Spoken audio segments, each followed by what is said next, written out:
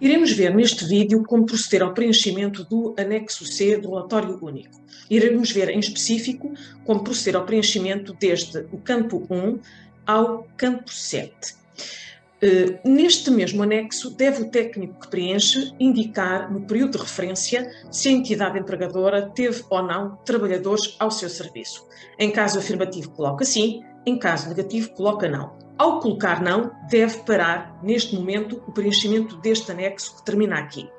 Tendo havido trabalhadores ao serviço, o técnico que preenche deve identificar, no ponto 2, o código de atividade económica respectivo. Para poder identificar o código de atividade económica e, caso tenha dúvidas, deve ele consultar a tabela número 4. Vamos ver onde é que esta se encontra.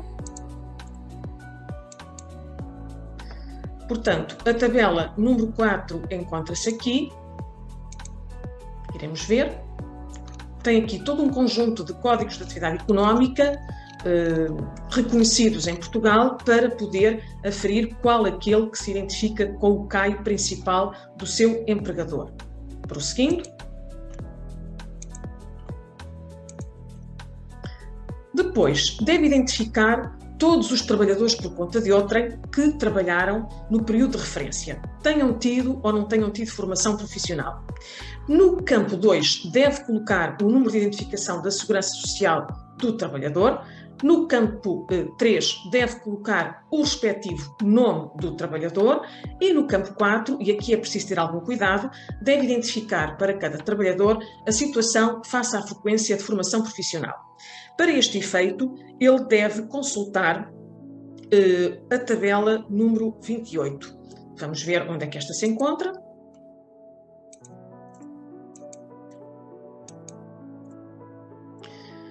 Portanto, a tabela número 28 está disponível para consulta aqui e, de facto, ele tem 4 códigos que pode usar. O código 01, caso o trabalhador tenha frequentado formação profissional no ano de referência.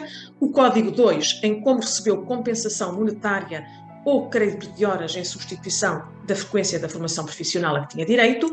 Código 3, em substituição da frequência da formação profissional, usou as horas respectivas para frequência aulas de prestação de provas de avaliação, ao abrigo do regime de como, no âmbito do processo de reconhecimento de validação e certificação de competências. E, no campo 8, outra situação que não seja nenhuma daquelas anteriormente descritas. Prosseguindo.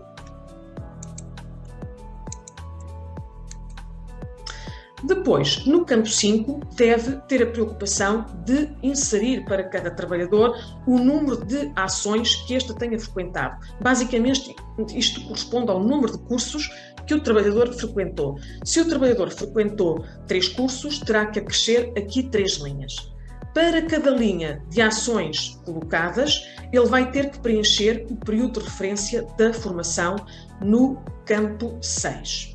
No campo 6, deverá, para esse efeito, consultar a tabela número 29. Vamos ver onde é que esta se encontra.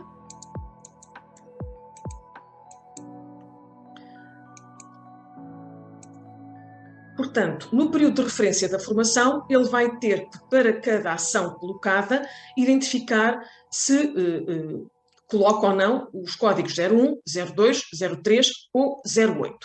Portanto, o código 01 tem a ver com a frequência da formação profissional correspondente a direito adquirido no ano de referência. No código 02, ele deverá identificar as situações de frequência de formação profissional por direito adquirido nos 2 anos anteriores ao ano de referência. No campo 03, deverá ser acionado quando o trabalhador tenha frequentado a formação profissional por antecipação da aquisição do direito e utiliza o código 08 caso a frequência da ação integre outra situação que não as 3 anteriormente mencionadas. Prosseguindo.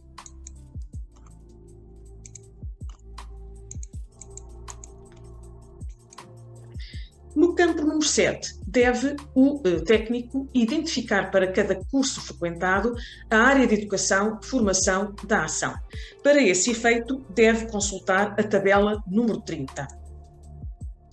A tabela número 30 está disponível também no relatório único. E na tabela número 30, ele encontra vários grandes grupos temáticos e depois, dentro de cada grupo temático, encontra também os códigos que deve ativar para colocar no RU. Caso o formando tenha efetuado um curso, por exemplo, em inglês, ele deverá acionar o código 222.